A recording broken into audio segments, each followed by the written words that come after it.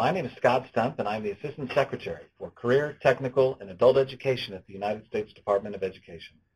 Under the leadership of President Trump, the federal government has launched one of the most far-reaching regulatory reform agendas in American history. To provide greater freedom and opportunity to Americans, federal agencies across the government have been scrutinizing federal regulations, related non-regulatory guidance, data collections, and other burdensome requirements, and removing those that are unnecessary. Consistent with that agenda, Performance Partnership Pilots for Disconnected Youth, or P3, offers states, tribes, and local governments greater freedom to innovate in how they deliver services to the neediest youth. P3 enables the U.S. Department of Education and 6 other federal agencies to waive not just regulations, but also statutory requirements that are impeding effective service delivery. Stakeholders on the front lines who work directly with disconnected youth have let us know that they believe that they could achieve better outcomes if they were given greater freedom and the flexibility to better align the multiple systems that serve youth. P3 responds to those on-the-ground challenges by offering broad flexibility in exchange for better outcomes. P3 is a unique opportunity to dismantle program silos and to make big and bold reforms in how we address the needs of some of the most disadvantaged young people in our country. I encourage you to explore how you can take advantage of this opportunity to improve the lives and outcomes of these youth. Thank you, Scott. Welcome to this Technical Assistance webinar on P3.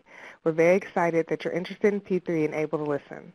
This webinar is being hosted by the U.S. Department of Health and Human Services and youth.gov on behalf of and in collaboration with the 7 federal partners involved with P3, specifically the U.S. Departments of Education, Health and Human Services, Housing and Urban Development, Justice, and Labor, as well as the Corporation for National Community Service and the Institute of Museum and Library Services.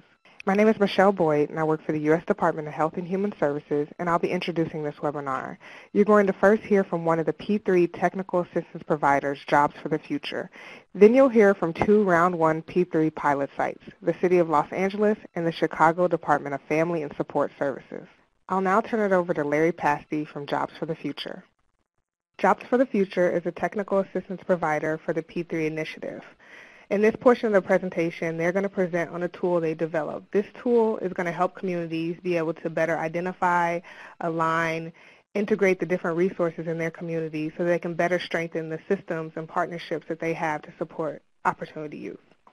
Thank you, Michelle, for leading us into this. It's a pleasure to be talking about this new tool about identifying and addressing barriers to program implementation.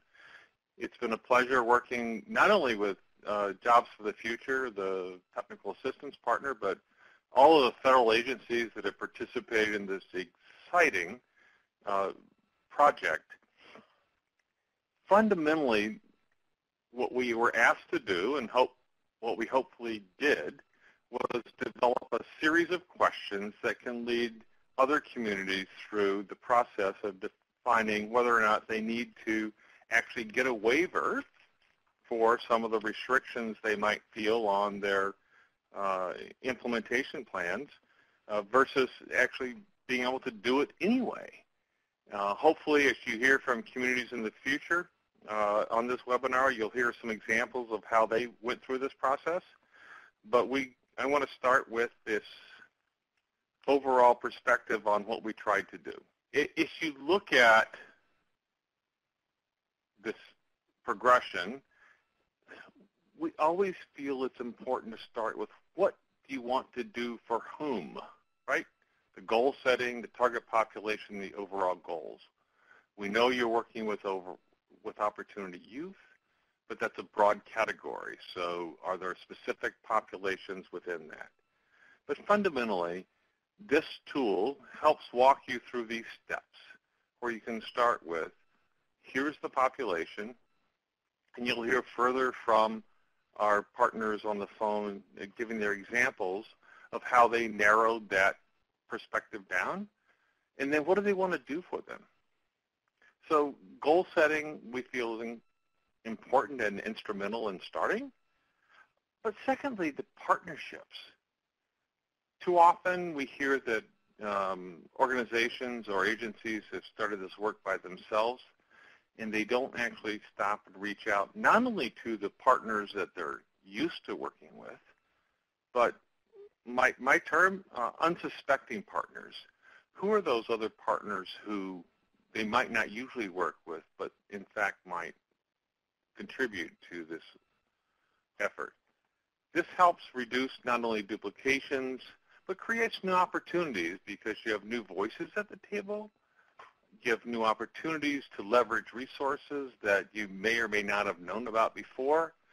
And so as you listen to the descriptions of the efforts of the P3 sites that are coming forward, pay close attention to how they reached out to a new variety of partners, maybe not the same old that showed up in the room in the past. And secondly, what are some of the resources or programs or opportunities that can be leveraged by bringing those partners into the room for the conversation about this population that is so important to you? So partnership is just not about people, but it's about their systems they represent and the resources that they might bring to bear that can be leveraged against those that you might have in your source. Again, as we move forward through this, you need to identify your strategies, figure out what's currently being done versus what new you want to do. But when you get to the barrier identification, and to some, this is the core of P3, and that is, are there regulations, statutes, et cetera, that get in the way of what you're trying to do?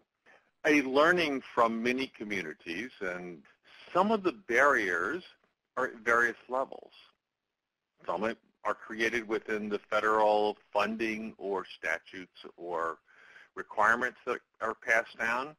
But within those, often county government, city government, other organizations below them have the opportunity to take the flexibility which the federal government rightly allowed and make either more restrictive or more potentially similar variations on what's expected. What we find is that when local groups start to identify barriers, two or three things happen. One is when they stop and try and really narrowly define the barrier, they find that maybe it's not really a barrier at all. It's been someone's previous misinterpretation, and it's the way we've always done business.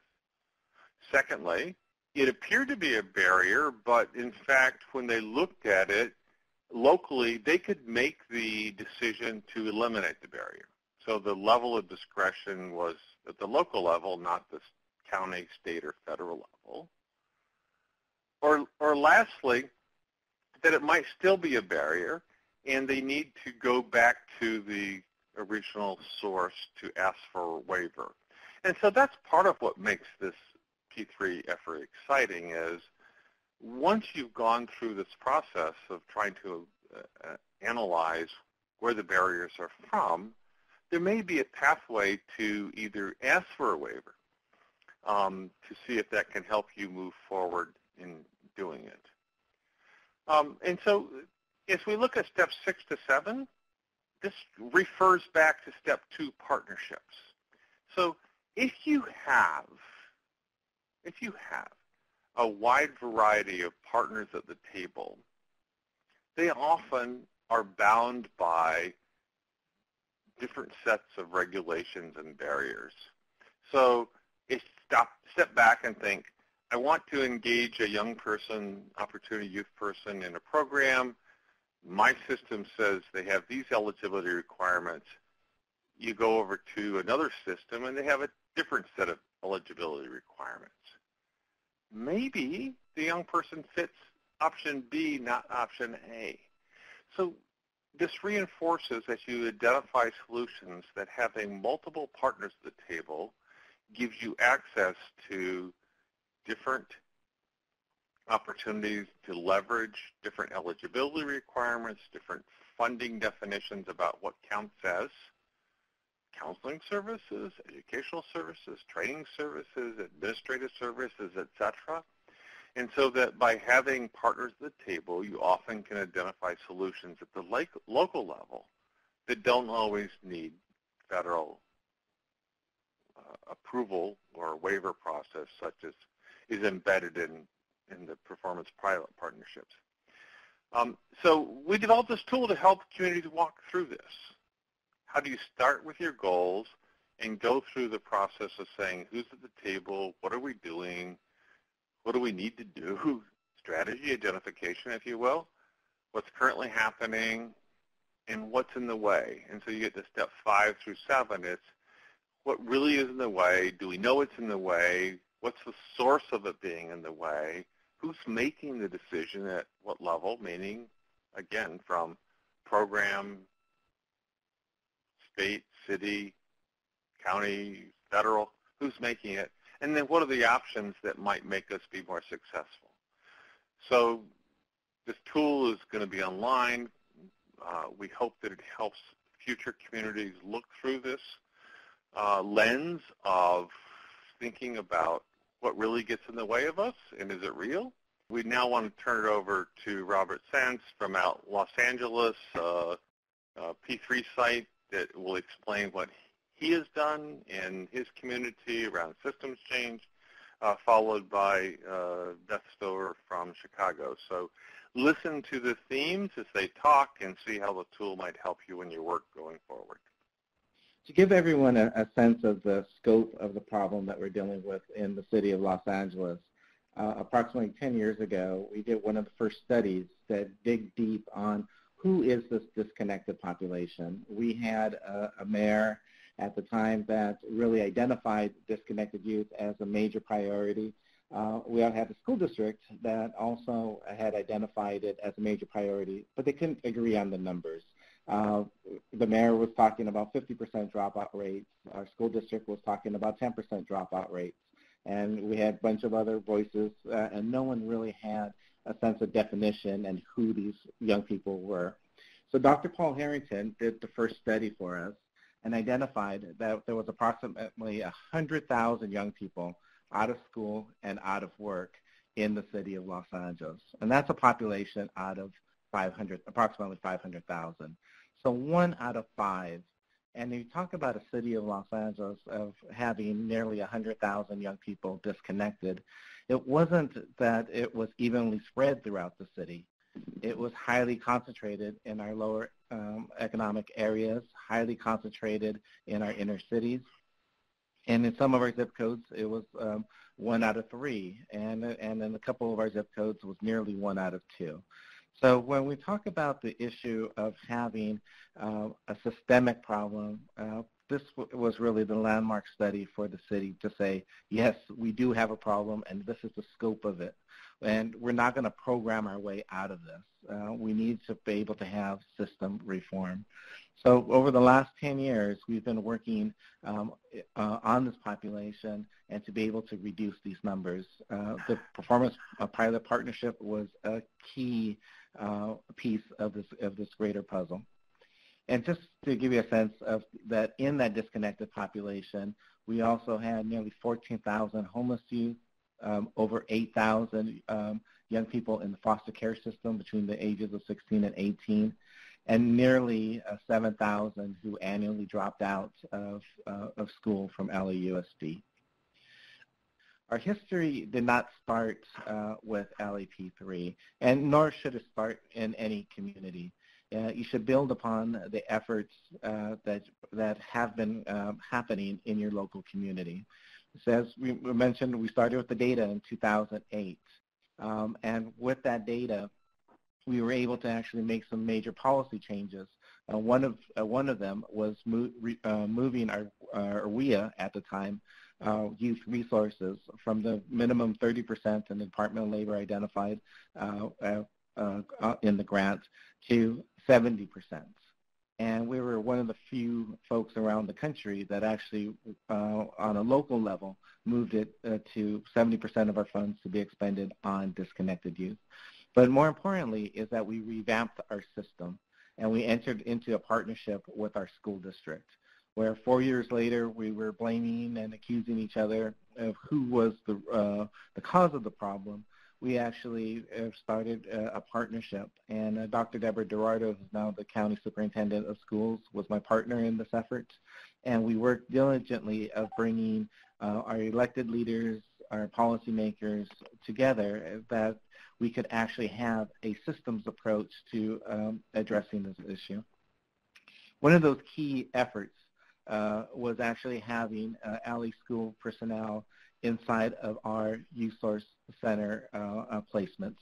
So with our federal dollars, with WIA at the time, we opened 14 centers across the city in the areas where the data had said that this had the highest dropout rates. And in each one of those centers, we had an LAUSD counselor that was a dropout prevention specialist. And in their scope of work, they brought and enriched the work. So between education and workforce, we were able now to be able to offer true resources for that young individual that was getting back to school. We developed a shared vision and values as well as data and assessments. So that's where we had started. And as you can see on the next slide, that LAUSD is a major bureaucracy and an organization with nearly 580,000 folks enrolled. But importantly, was bringing back that nearly 20,000 young people who were chronically truants and on the verge of dropping out. And so our target for our youth source centers had been the individuals that were, for all intents and purposes, had dropped out of LAUSD. They might not have been officially, but they were high and chronic truants, and those individuals who had dropped out. With the change in the WIA legislation to WIOA, we were able to identify 16 to 24 as our target population. And then in that role, we were able to actually bring in our various funding sources to be able to operate these centers. So what is our LAP3? When the opportunity came for the partnership pilot, but what it did for us was actually gave us a larger framework for our systems work. We consciously did not choose to just do a program. We had already had a basis of our programmatic efforts working together, but it was really the intent when we applied for our P3 model was to look at all the opportunities that the pilot was going to be able to present to us. So we knew who our disconnected youth population, and through our continued reports that Dr. Harrington has done for us over the past decade, the new work that's come out from Measure America, and the really great research now on this population, there's no excuse from anywhere in the country to say we don't know who this population is, and to actually know your own scope of the problem. But what the P3 allowed us to do was to braid funding in a more concrete way, was actually to ask for federal waivers that were very specific to our grants and our operations, and then to coordinate our tracking, which was really critical. And I think it's something that we are still working on, that each of our federal grants as well as our state dollars and even our local dollars oftentimes come with different data sets, different ways to be able to coordinate and track. And this gave us at least the impetus to start coordinating between that. And then lastly, it was bridging that communication between the federal intents on many of these grants and our state and local efforts that were happening, and being able to have a platform that we could communicate to all of our partners of what we were doing, where we were focusing, and what our outcomes could be. And then the true expansion from our previous city-focused effort was to truly bring in not just our city agencies and school district, but to our county agencies. So in California, our county system actually does the vast majority of our youth and social services programming. So foster youth money, homeless youth money, probation resources, social service dollars, health care is all done at the county level. So between the city and school partnership that we had established, that was great. But the true resources and the agencies responsible for these various pieces of the puzzle are at the county level. By having the pilot, we were able to now invite the county down and to participate with us. Our first conversations that we had with the county was, well, why do we need to do this? We don't need the federal government. We don't need to apply for the partnership model. We could do it on our own. And I simply responded is that, well, for 50 years, we haven't done it. And so what makes me think it's going to happen without us applying? And secondly, that we didn't have a framework to be able to coordinate and integrate the resources. And thirdly, we weren't communicating back to the federal government in a coordinated way with any of our resources. So being able to have the city, the county, and the school district working together, it was really the key of our systems reform.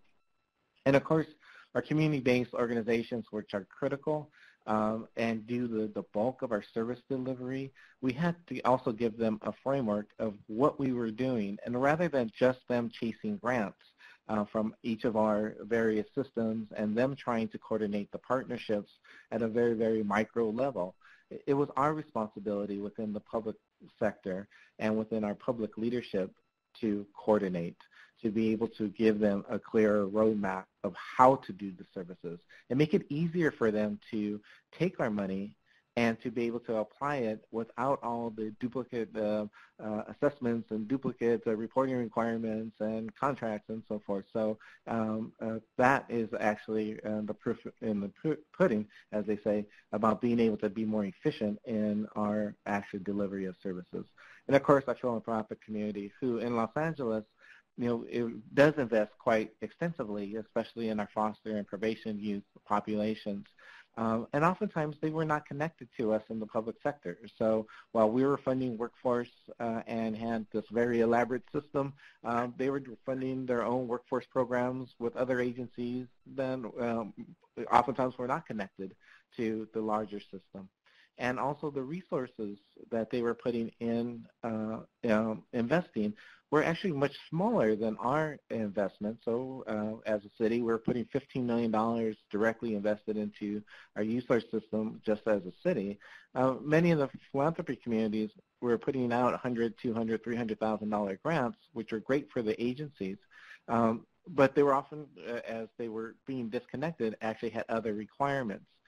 So we've been working with them for them to coordinate their investments with us, and then their dollars are much, much more flexible and actually give greater leverage for our community agencies to implement. So all of this is not important if we're not enhancing the outcomes, if we're not increasing the outcomes of education, employment, social and health well-being. And the social and health and well-being was new to us as a workforce system. But we thought it was important that we're looking at the whole person and not just talking about education and labor or career opportunities. The social and health well-being, we were able to implement a mental health assessment as a part of our intake. So when young people are now doing their educational assessment to know exactly where they're at and where they're going, our counselors are actually master's levels counselors through LAUSD are implementing or conducting a mental health assessment. The mental health assessment was approved by the county mental health agency, and if a young person shows high mental health needs, they have a direct contact to our mental health navigators, and that could prioritize these young people for services. This is the first time that we've actually connected to the county mental health agency, and they've been a wonderful, wonderful partner. And just recently, we have implemented housing assessments to actually make sure that the young people have stable housing. Homelessness amongst our young adult population in Los Angeles has actually increased over the last 3 years because of the housing squeeze. So now, in much the same way, we're doing a housing assessment as a part of our intake, and then we're connecting them to our housing navigators. These have all led to not just increased outcomes, but also increased amount of services. Under our WIOA dollars, if we were just running the straight WIOA program, we're funded at about 2,300 individuals that we would have been able to serve. Our goal is to get our capacity to 8,000. And I think this last year, or I should say, in this last year, we are surpassing 7,000 young people. So the power of this systemic partnerships, the integration, and the flexibility that we've been able to receive has really allowed us to increase the outcomes for folks that we're serving, but to almost dramatically increase the number of folks that we're serving. So a key component was the waivers. And when we first did the application for the waivers, we sat around, and we didn't have a lot of time when we were doing the applications. And most folks were, well, what does this mean? And so actually digging down, and quite frankly, we came up with a wish list of things that we wanted to see. We ended up with about 27, 28 different possibilities. And one of the things that actually came out of that was probably about 7 or 8 of them were things that were locally controlled that had nothing to do with the federal grants and federal regulations. It was either self-imposed regulations or bad practices. And when we were able to go through this process, we were able to identify several changes that we were able to immediately do on the local level. As a matter of fact, 2 or 3 of them were under my department or under my responsibility. I said, okay, these are no-brainers. We can change this. So that having that discussion helps very specifically with that. But the 2 waivers that we were able to get approved, but the one waiver that had the greatest impact was actually counting our justice-involved foster youth, homeless youth, and runaway youth as in school versus out of school. And in terms of for the Department of Labor and at a local level, that really means that we could reach these foster and primarily justice youth who are in school, and because of the change of the WIOA legislation, we had a more limited pot of funding. Now we have a greater pot of funding to be able to categorize and serve them. So that simple waiver itself really brought in many of our community advocates who saw this as a great way to prevent young people from dropping out. And also it was a way that we can match in-school dollars that were designated for foster and probation youth. And we've been able to expand this waiver through a county effort, and that has allowed us to actually not have the waiver just for the city, but really for the whole county, which was 7 workforce development boards. This waiver has allowed us to also develop an MOU between probation and our Department of Children and Family Services and the 7 workforce boards to actually have a process of how we're coordinating services and building the work. So but this really was an important marker for all of us to actually do that intergovernmental sector work that is going to increase the number of folks being served and actually being served better. And then our second one was a very small program that was through the Health and Human Services operated by one of our partners, the LA LGBT Center. And by allowing them to increase the age from 21 to 24, gave them greater flexibility for services. But more importantly than just receiving the waiver, it actually brought in the LGBT Center into a greater partnership for us to understand the very, very specific needs that this community had, and also to understand that many of our foster youth and runaway youth were from the LGBT community. But having that understanding of being able to meet their very specific needs was a great, great asset for us. So this, getting this waiver brought them into our partnership, and we've been able, and just in our LGBT Center, we went from having maybe a few internships and work experience opportunities to this last year that we've had close to 130 individuals being served from the LGBT Center. And they've graduated. We helped them bring a charter high school. They had graduated less than a half a dozen in previous years. This last year they graduated over 30 with a high school diploma. So it's just another marker of success, that when you talk about what the possibility of what can be done and what waivers can happen, it really is your imagination at a local level. So this is one of the greatest pieces of being a P3 pilot. So LAP3, as I said, is not a programmatic effort. It was intentionally as a systematic effort, and those system changes are difficult when you're dealing with large bureaucracies, as a place like Los Angeles.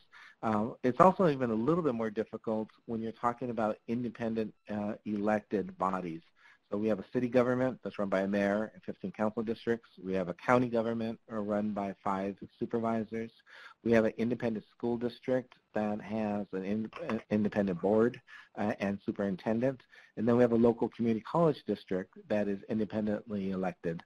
So just at the 4 major service levels, all having different reporting structures and governance, saying that we're going to make systems changes along all 4 really does mean that we have to have cooperation, and we actually have to have a very conscious effort of making sure that all 4 entities are on board and are supporting. So one of the major changes was utilizing our state WIOA data collection system for all of our participants coming through our Youth Source Center system. A good number are WIOA participants, so we have to collect that data in this system. But the other folks that are non-WIOA, we are actually collecting in our system, and we actually provided access for our partners. So our school district now has access to the data collection system and our case management system. Our community college partners that are relevant and that we're working with, we have 2 of our centers on community colleges have access. We've allowed access for some of our DCFS case managers, Department of Family Services case manager for our foster youth. So by providing access to one data system, we can now better serve the individuals.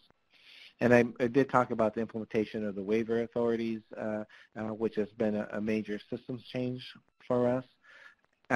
But to focus on our special populations, when we talked about 20% of young people being out of school and out of work in Los Angeles, when you talk about foster youth, those numbers almost nearly doubled. The same is true for probation youth, and homeless youth even has a much higher number. We also know that many of our young people were in several different systems. They could be a probation, foster youth, be homeless, and also be in our workforce. And so how do you bring a focus on the special populations, but also tie it together with all the various departments that are being served? And then that really leads to the integration of partners and coordination. What we have implemented is 14 regional meetings. So Los Angeles area is 400 square miles. So having one P3 meeting and trying to be across our systems, it's just not feasible. So we've implemented a localized regional meetings that are co-hosted by our City Workforce Center and LAUSD partner, but we invite all of the various entities that we've been working with at the policy level to actually implement at a local level. And we actually have a facilitator that we use P3 dollars to implement these regional P3 meetings, and they happen monthly, and over this last year, they've been happening religiously, so that's been a very big asset for those that are attending. And believe it or not, a lot of folks don't know each other. So I've been working in the foster care system on this grant, and I've been working on the homeless with this grant, and not having that opportunity to actually meet and connect together. So those have been some of the highlights of our major systems changes.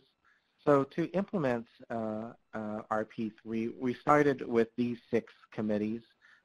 They have morphed over the last 2 years, and we did combine a couple of the committees.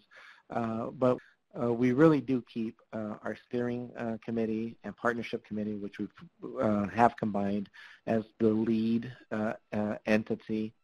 We purposefully didn't formalize it in, every Tuesday, first Tuesday of the month we're meeting at this location. We have kept that fairly flexible, and we've been actually implementing quarterly meetings that bring everybody together. And then the operations committee is one that does meet on a regular monthly time frame. And our strategic plan committee actually just completed our strategic plan last year, and now has moved on to another effort that we're developing called Relay, Reconnecting LA's Youth. And this Relay Institute is going to be at our Cal State system, and it's going to be the host of all of our work, including other efforts like My Brother's Keeper and other strategic efforts for this population will be tracked there. I really want to show you the number of partners and the variety of partners.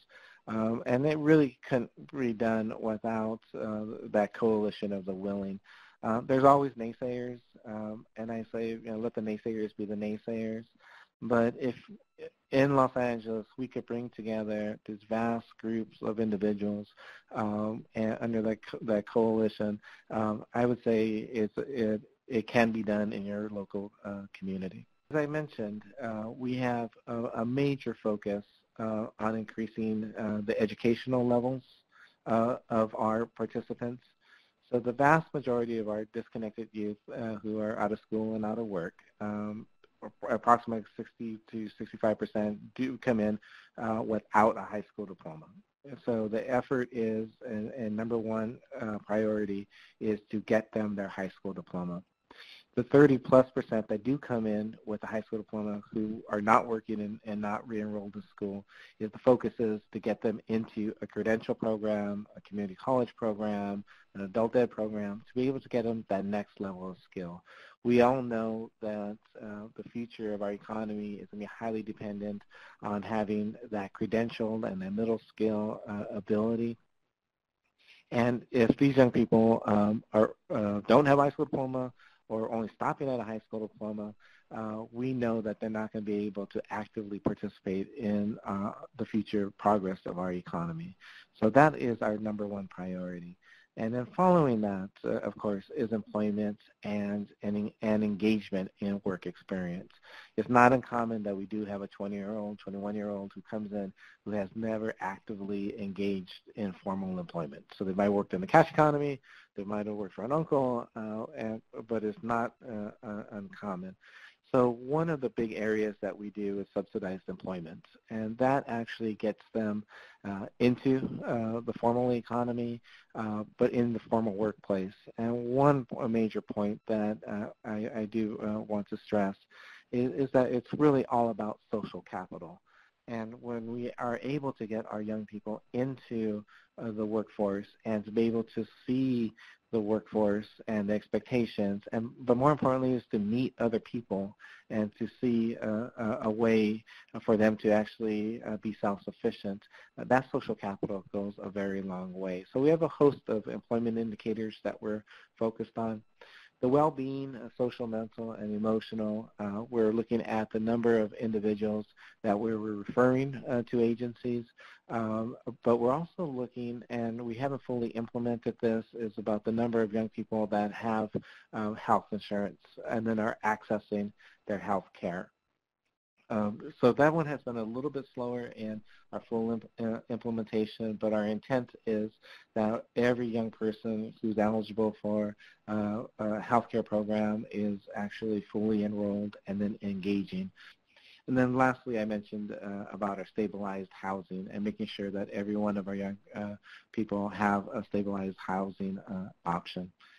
So our technical assistance, we have it here listed as to be developed, but it really should be, that has been implemented and to be developed, with the development of a strategic plan. So last year we developed a strategic plan that we were able to get approved by the City Council, by the Mayor, by the County Board of Supervisors, our community college district, our school district, and had the support of the Chamber and many of our other partners.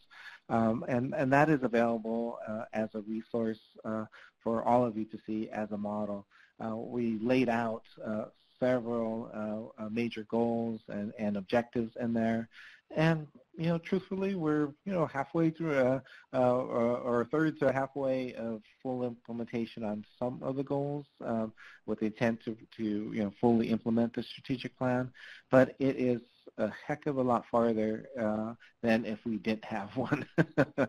and so that document has been our guiding document over this last year of us working together. We're in the process of doing an asset and fiscal map for services. This project has been undertaken through assistance with JFS and a few of other partners, but we should be rolling out that out at the first of the year. And we did this in a way that we wanted to be non-threatening to our public leaders. What we wanted to do was actually to talk about where the resources are and how we integrate. And so we're not, entertaining about how we transfer, how we move, but really about how do we integrate the resources that are in these various county departments, city departments, and it's focused on who we're trying to service. And as a part of our work, as I mentioned, the Relay Institute, that we are developing a web portal that is going to be available to the general public.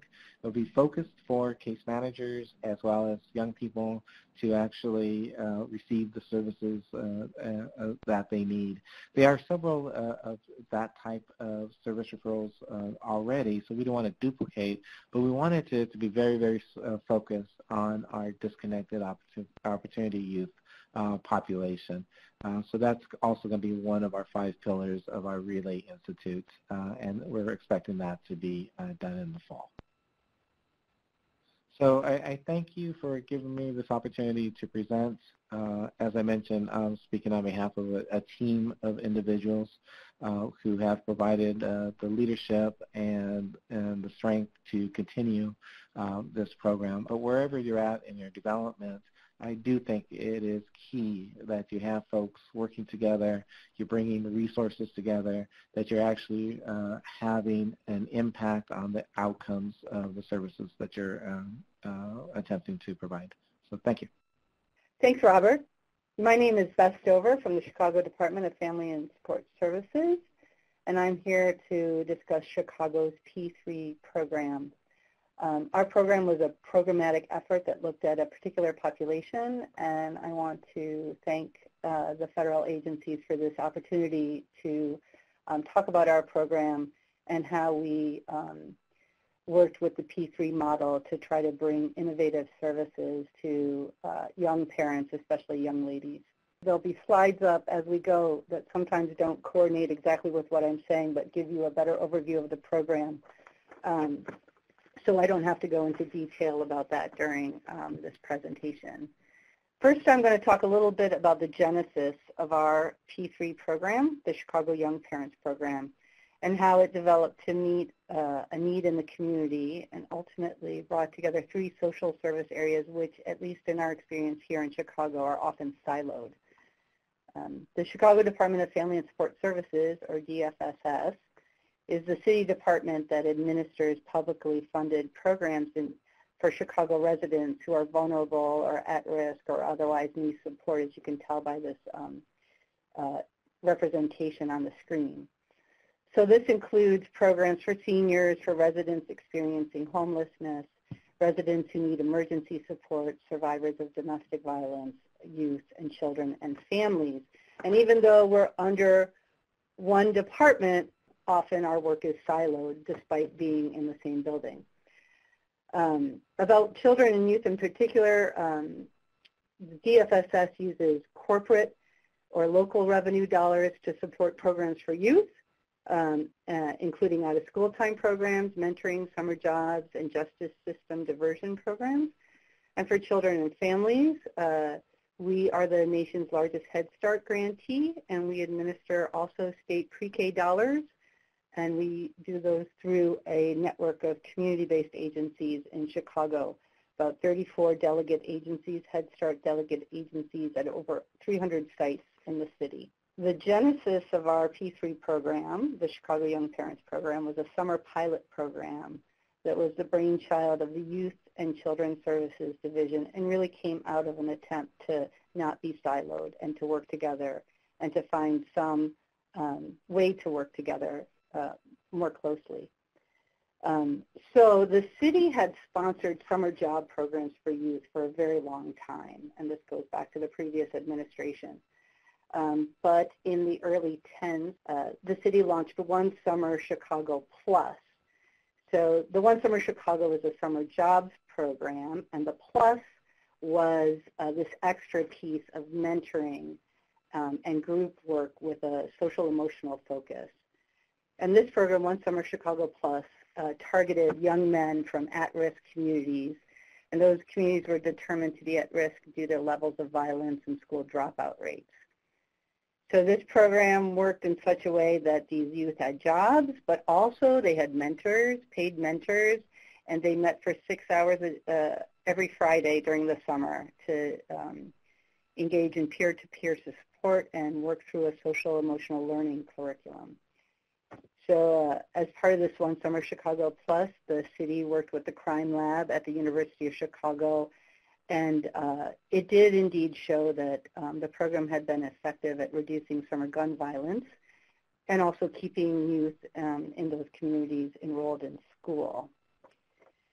So when our children and youth departments got together, we talked about how our objectives aligned, and there was a gap in programs for young women, we determined, who might need extra support, especially due to parenting. And this was a population that DFSS Children's Services Division engages with through our Head Start and Early Head Start programming. There's a lot of young parents enrolled, and that the Youth Division engages with as well through summer jobs and through some of these out-of-school time programming and the like. So this would be 2014, and we ran this Teen Mom Summer Jobs program, which basically functioned the same way as One Summer Chicago Plus did, except for the fact that the focus population was young ladies. They were all under 18 at the time who were pregnant or parenting. The program hired parenting teams and gave them summer jobs as literacy coaches in our Head Start centers. And these Head Start centers served children under age 5. So our Head Start program had a long-standing relationship with Chapin Hall at the University of Chicago. So we conducted a small evaluation of the program, and we especially focused on the program's impact on the young moms, and as opposed to the impact on the children. And we found that even this short 3-month dosage of the program really helped with these young ladies to build their sense of self-efficacy, their parenting skills, and their parenting confidence. We also found that through these peer-to-peer Friday supports, the young ladies had started to form play groups and the like. So it was really inspiring, and we thought one of the, let's see if we can find a way to extend the program, to make it longer, to use some of the resources we had in the city to keep working with these young parents, because of the importance of working with young people, or working with people with children, is to establish a relationship where they trust you, and they'll be able to confide in you about what supports they need, and then they trust you to provide them supports that are really going to help them. So when the P3 announcement was released, we were already working with our partners to think about how this summer program could be expanded to have a greater impact and really support their transition from adolescence to adulthood, both as young women and as mothers. Head Start and Early Head Start often focuses on the parent as a parent first and not a person, but we wanted to make sure that the personhood of these young parents was supported as well. And we wanted to do that. We felt that aligned especially with Head Start, because we know from Head Start that parents are children's first teachers, and if we support parents, we support children. If we support their own self-efficacy and the like, that will have repercussions about how they are working with their children. So our program, CYPP, is based on this Head Start two-generational model of working with parents and children, and is designed to provide young parents, and during the first 2 years we worked mostly with moms under age 24. We extended the age to 24, mostly moms, but actually in the third year we expanded to include young dads. We've had 5 young dads in the program in the last year. And we wanted to continue to provide this sort of intensive support that we were providing under the Teen Mom Summer Job Program, which included an array of services that I'll get to. So that, as you can see here, that our partners really include ourselves, the Chicago Department of Family and Sport Services, where we have Head Start, Early Head Start, and Child Care Partnership, and we continue to work with the Youth Division. And then we also reached out. I said that there were 3 areas. We had the youth, we had the children's services, and then we had workforce. So we reached out to our partners at the Chicago Cook Workforce Partnership, who receive federal WIOA dollars. And then we worked with one of our key providers, SGA Youth and Family Services, who have a history of working with youth, working with children, and working with mental health supports for those populations. We worked with Chapin Hall to conduct the evaluation. And then we also had, what was critical was our network of delegate agencies, 34 throughout the city, like I said, 300 sites. And they provided both work sites, they recruited our participants, they provided the work site, and also they provided the extra supports that these young people needed to succeed in their work endeavors.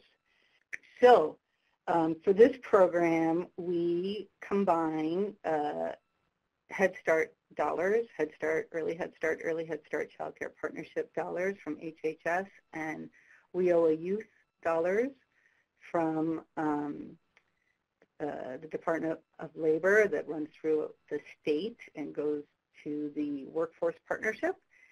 And we've also contributed some local dollars to the program as well as we've gone along. As far as the waivers are concerned, we had a waiver from HHS for redetermining eligibility of children between Early Head Start and Head Start. Typically, a child family eligibility needs to be redetermined when they transition from the Early Head Start from 0 to 3-year-olds to Head Start for 4-year-olds. But we actually didn't need to leverage this waiver too much. However, and I want to say that this was really the key with the HHS and the Office of Head Start and Head Start. It allowed us to use these our Head Start funds to provide what I've described often as a kind of Head Start on steroids, to try to support these young parents who were enrolled in the program. So in addition to having their children enrolled in a center-based Head Start program or early Head Start program and receiving the full set of comprehensive Head Start services via the center, which has a medical component, dental component, mental health component, has a family service support component, as well as the education component, the development of children and the like. So in addition to getting that, they got also a modified version of a different Head Start model, a home-based model. So in addition to having their children enrolled, they received twice monthly home visits from their mentors, which focused first on the well-being of the young parent and what she needed at the time, whether it was housing, whether it was signing up for some sort of benefits, whether it was just how to deal with her partner. She was having arguments with her family. It kind of really ran the gamut. And second, focusing on parenting. And we had a curriculum from that we typically use in our Head Start home-based program. So they received that, and then on top of that, they had monthly group socializations, which is part of the Head Start home-based component, where the parent is receiving home visits from a home visitor, and then once a month, all the parents in that home visitor's cohort and the children get together for like a very large play date, which is focused on children's social emotional interaction and helping children learn how to be together and the like, and also helping the parent kind of parent in those circumstances. So in addition to receiving the twice monthly home visits from their mentors and having these socializations, all the young ladies were visited weekly at their work sites. They worked 4 days a week, 3.5 hours at a Head Start site as a literacy coach. And then they got also paid for 6 hours on Fridays to have group work and the like, which was based on social emotional learning and covering a whole gamut of topics, everything from financial literacy, dealing with emotional management, peer-to-peer learning, and the like. So getting back to the waiver and working with the Office of Head Start, I think that having Head Start involved, and even though there wasn't a technical waiver needed for that kind of double dosage, we got the blessing we needed to be able to pilot this program and see if the sorts of outcomes for these young parents, what they looked like. For WIOA, we had, that was our large waiver, or our kind of, the waiver that we got for WIOA basically let us take the dollars that we had from the partnership and support the program, and the outcomes were the CYPP outcomes, and we were able to use those WIOA dollars to support the wages for the participants, because that was quite a hefty cost, especially because the minimum wage in Chicago has been going up over the past few years. And we decided to pay them at that high minimum wage rate as opposed to getting a waiver for that, because these were young moms and they needed as much income as they could get. So we had the waiver from WIOA that allowed us to pay these wages, use the CYPP or outcomes that were organic to the program, and also all the ladies we served, and now some young men counted as out-of-school youth for the WIOA requirements. I would say that 3/4 of the parents we've served have been out-of-school youth, but about a fourth of them are in high school. We had one cohort that they were all high school young ladies who are still with us because they either haven't graduated or they're still eligible for the program. So we counted these young ladies as out-of-school youth, and we used the funding to pay for their wages. The parents, like I said, worked about 20, 25 hours a week, which included part-time work as a Head Start center as a literacy coach, as well as 6 hours of group time on Friday. Fridays also involved training in early literacy, child development, personal growth, emotional management, peer-to-peer support. We had extra as well. We brought in trainers from UIC Center for Family Literacy on best practices in the classroom and the like. And of course, one of the main objectives of this was the cross-fertilization of what you were doing for your work experience and your personal experience as a parent. As to what were the biggest challenges with this portion is definitely getting our waiver for the WIOA funds finalized, especially as it involved not only working with our federal partners, but also our state partners. So we had 4 governmental or quasi-governmental agencies trying to hammer out an agreement, and all of us who work in government know that that the nature of bureaucracy is these things take a lot of time, and they did. But I do want to say that was totally worth it because it gave us the resources we needed to really serve this population and pay their wages. The wages were like the carrot that drew them in, and then in order to have the job as a literacy coach, you had to take the home visits and the participate in Friday socializations and the like. Really fantastic outcomes we had is we have over an 80% uptake of home visiting, and traditionally it's hard to get people to invite you into their homes and share with you and the like, and we've been really successful with that because one of the benefits of the program is there's a really, really small caseload for these mentors, because about one mentor for 7 to 10 young parents, which leads me, I think, to the second challenge we really had with this program, which is the clientele. And many of these clientele, the young ladies, especially that we've served during the first 2 years, have many, many challenges. They're all under 24. Many have more than 1 children. Many have experienced insecure housing. They've had falling outs with their families, with their friends, and the like. Many have to build emotional management skills. They have to return, get reestablished on education tracks, whether it's getting their high school equivalency or it's returning after dropping out of college after a semester and trying to negotiate unpaid debt and the like that might have built up from that. Our mentors have a really small caseload, which has allowed them over time to build a really strong and supportive relationship with our young parents. That home visiting rate I talked about speaks to it, how strong that relationship is. And the mentors work with the Head Start Center staff, and they create a whole circle of support for these young ladies.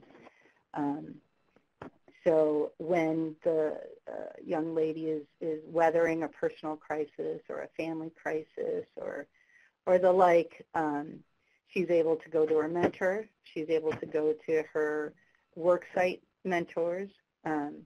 She's able to go to her peers through the peer-to-peer support that's on Friday. So there's really trying to create for these young people a network that they can go to. Mentors have helped all of them have to enroll in education programs. We have young ladies who are still in high school. We have young ladies who are getting their high school equivalency or have.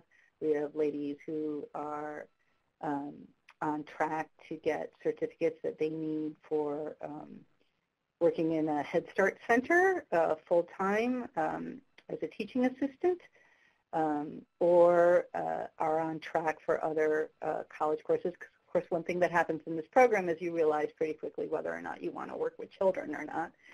And so for those young ladies and now young dads who may not want to work with children, the mentors work with them to access other resources to get into other certificate programs. So over the course of the 3 years, we've had about 250 parents participate as literacy coaches. 59 of them have moved on to full-time employment. Some people there's been some attrition, and 22 of those at last count, and we're still adding this up, have been hired in early learning centers, in our early learning centers. So one of the things that we're doing as well is we're creating a pipeline to staff our own programs, which for early learning, for early childhood centers, there's actually a great need for those kinds of teachers. So P3, the P3 program really let us do some innovative things with blessings, with federal blessing, not always needing exact waivers for both, but nonetheless letting kind of giving oversight and support and helping to develop this program into something that was really impactful for the young ladies and now the young men who have participated in it. Thanks. Thank you, Beth. This now concludes our technical assistance webinar on P3. The tool that Larry discussed and information on past and current pilot sites can be found on youth.gov/P3. On behalf of the 7 federal agency partners, the U.S. Department of Health and Human Services and youth.gov would like to thank you for listening to this webinar.